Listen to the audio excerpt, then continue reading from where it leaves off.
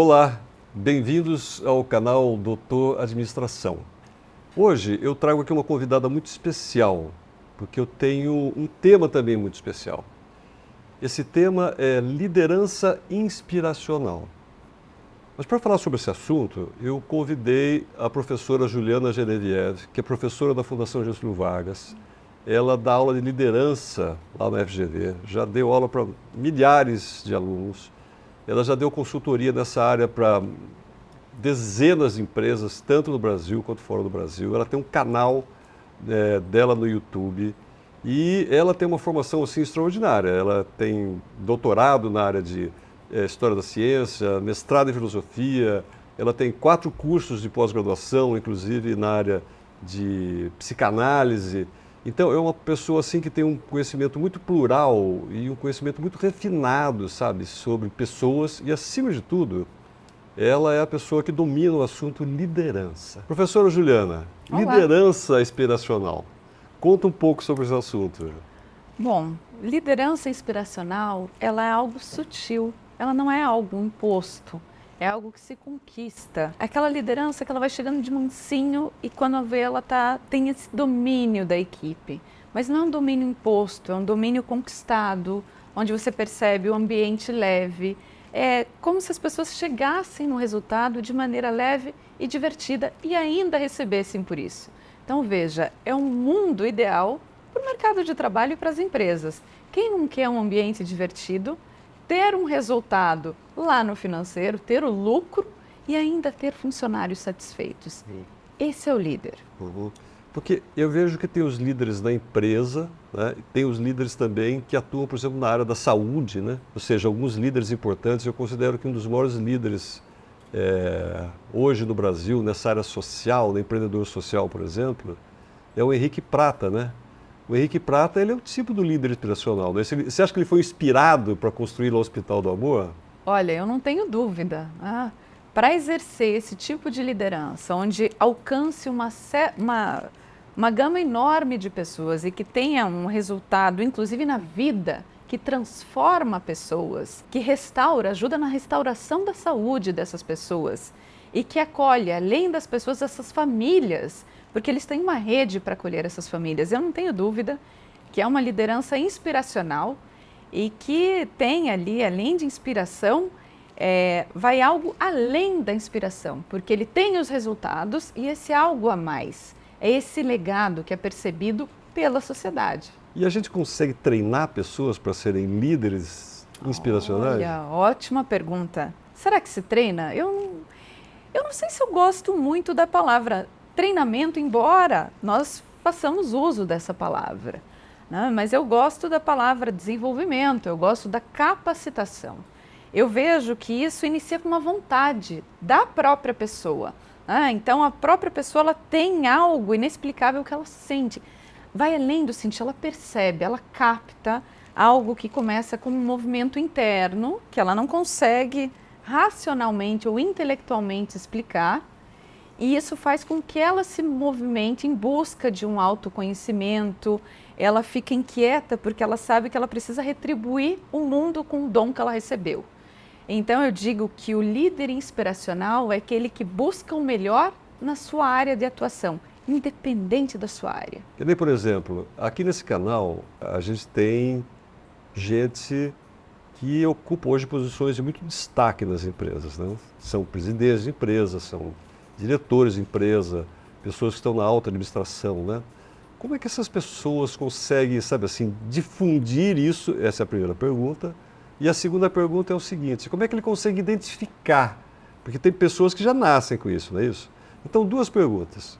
Como esse gestor consegue difundir esse tipo de líder, difundir esse conhecimento, para ele inspirar pessoas? E como ele consegue identificar pessoas que já têm sabe assim, essa chama lá dentro dela?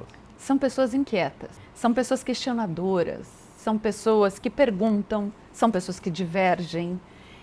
E nem sempre essas pessoas encontram espaço, porque veja, as empresas buscam essa liderança, mas quando alguém diverge, quando alguém, entre aspas, incomoda, essa pessoa, às vezes, ela é quase que silenciada dentro da empresa. Então, ela não tem abertura dessa expressão.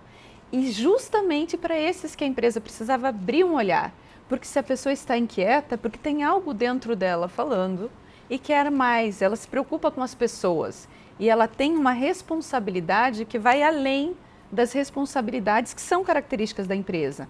Ela já tem aquele R com R maiúsculo, que aí sim cabe à liderança inspiracional ajudar nesse despertar e nesse desenvolvimento. Então não é treinamento. O treinamento está muito para um condicionamento quase a la Pavlov, né?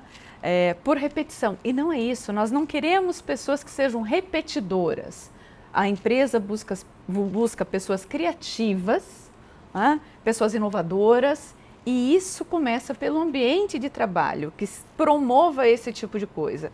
Promova rodas de diálogo, promovam a inovação, onde haja espaço não só para aquilo que eles pensam, para divulgar aquilo que eles pensam, mas também aquilo que eles percebem e que eles sentem. Tem muito a ver com amor. E não por acaso o nome do hospital que você mencionou é Hospital do Amor. É verdade mesmo, mas então precisa haver lá dentro da empresa um ambiente propício para isso acontecer. Isso. Propício para isso. A empresa precisa cavar esse espaço, buscar esse espaço. Então, eu vejo que as empresas, elas buscam, né? Cria um espaço de descompressão. Mas se sai alguém ali para jogar ping-pong, já começa o julgamento. Olha, você viu? Fulano está ali jogando ping-pong. Que espaço de descompressão é esse? Tem algo de incoerente aí. Então, se a empresa ela promove algo, aquilo também precisa ser verdadeiro. Começa pela ética. Ser verdadeiro, ser nobre, ser justo, ser leal, ser ético. Quando há essa coerência, só tem espaço para crescimento. Você agora acabou de trazer um assunto aí que eu achei muito pitoresco, né? Que você falou de empresa que tem lá mesa de pebolim, de ping-pong para as pessoas se descomprimirem. Isso é sinal, claro, de que as pessoas estão sendo pressionadas, tá certo? E a empresa muitas vezes acha que pelo fato de ter uma mesa de ping-pong lá, ela resolveu o problema. É quase que uma reparação de danos, né? É quase que uma reparação de danos. Opa, então causei um dano, deixa eu aliviar a minha culpa. E veja, isso é algo para a gente falar. No ambiente corporativo, as pessoas são loucas para encontrar um culpado.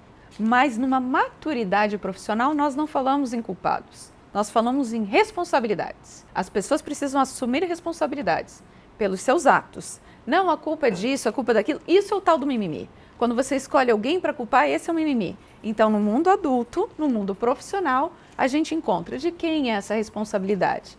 E sim, existe a responsabilidade da empresa em criar, né, momentos onde essa criatividade, essa inspiração possa fluir de maneira aberta e transparente. E existem essas pessoas que já têm essa inquietude, né? E como é que se manifesta essa inquietude, essa inquietação? Né? Síndrome de pernas inquietas, às vezes TDAH. Gente, olha a oportunidade de trabalhar isso na empresa. Tem algo ali se manifestando. Né? As pessoas são simplesmente diferentes. E essa diversidade dessas diferenças é que justamente o que vai trazer criatividade e inovação. Cada pessoa diferente tem algo a contribuir. Então, que as pessoas possam ouvir de verdade. O líder, aquele que é aquele que escuta, mas escuta com o coração e com a alma. Eu adorei o que você falou, porque a gente fala da empresa. A empresa é uma personalidade jurídica, né? A empresa não existe. Na realidade, é um grupo de pessoas que estão todos lá juntos e imbuídos de um mesmo objetivo, né?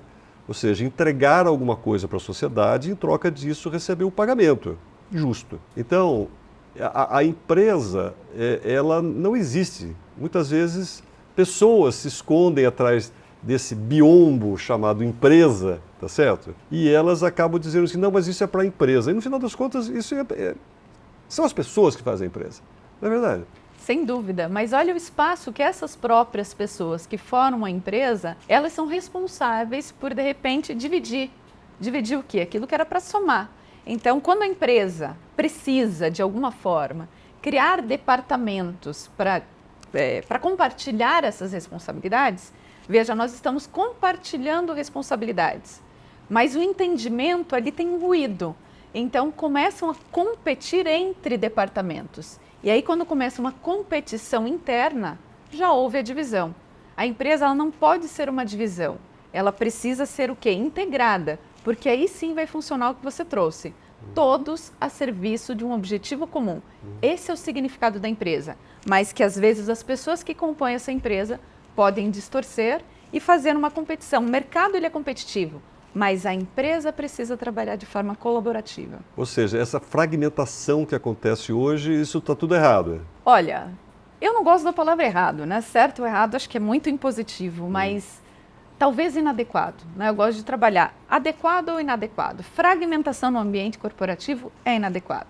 E isso acontece em todos os lugares, né? Imagina, sem dúvida, isso acontece em todos os lugares porque é uma condição humana, né? Faz parte do ser humano também errar e acertar. E falando de vulnerabilidade, existe um livro famoso hoje que fala sobre vulnerabilidade, de você aceitar os próprios erros. Mas até que ponto existe esse espaço para você trabalhar essa vulnerabilidade e falar de erro? Erros e acertos acontecem. O que é inadmissível é quando esse erro, entre aspas, é um desvio de conduta, é um problema de ética. Então, esse é um erro que não tem espaço. Aí é erro mesmo, é falha de caráter.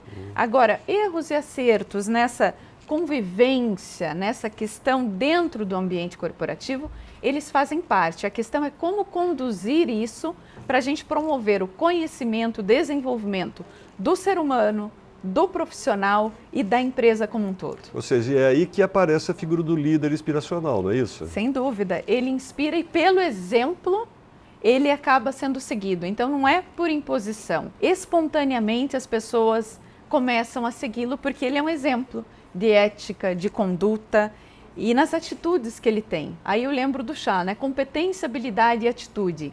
O líder, ele tem a atitude de conduzir as equipes de maneira exemplar. Isso que faz a diferença. Professora Juliana, muito obrigado. Imagina, eu que agradeço. Muito rico tudo aquilo que você falou. Prazer estar aqui com você. Muito obrigado. Obrigada.